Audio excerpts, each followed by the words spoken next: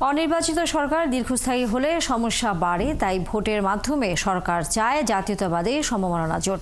অন্যদিকে রাষ্ট্র পুনর্গঠন এবং গণতান্ত্রিক ব্যবস্থা প্রতিষ্ঠার জন্য রাজনৈতিক দল এবং জোটগুলো নিজ নিজ অবস্থান থেকে ছাড় দেবে বলে আশা করছে জাতীয় ঐক্যমত্য কমিশনের সহসভাপতি অধ্যাপক আলী রিয়াজ।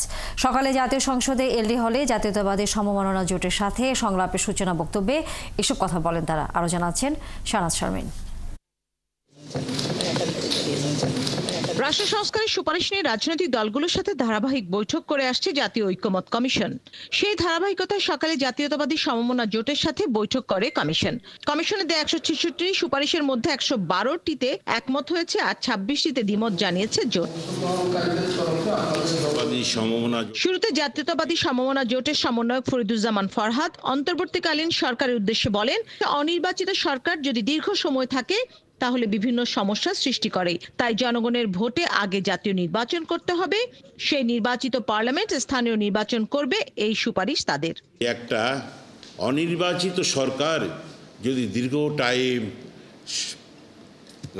থাকে, এটা বিভিন্ন সমস্যার সৃষ্টি করে।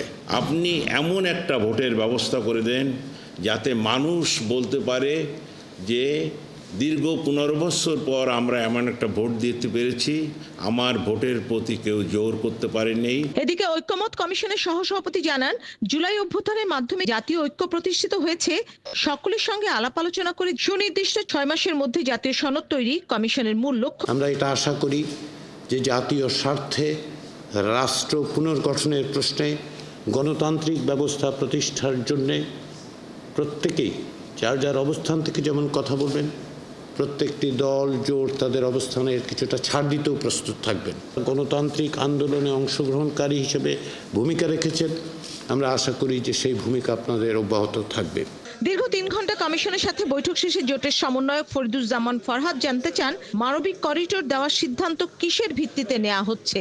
রাজনৈতিক দলগুলোর সাথে আলোচনা করা হয়নি। মানবিক করিডোর যে সামরিক করিডোরে পরিণত হবে না তার নিশ্চয়তা কে দিয়েছে বলেও তিনি প্রশ্ন তোলেন। দেশের সাথে একটা বৈদেশিক চুক্তি হতে হলে তো নির্বাচিত পার্লামেন্ট সরকার থেকে করতে হবে। ইভেন কি এই যে আমরা যারা পলিটিক্যাল পার্টি আছি তাদের সাথে আলোচনা না করে এটা করলো।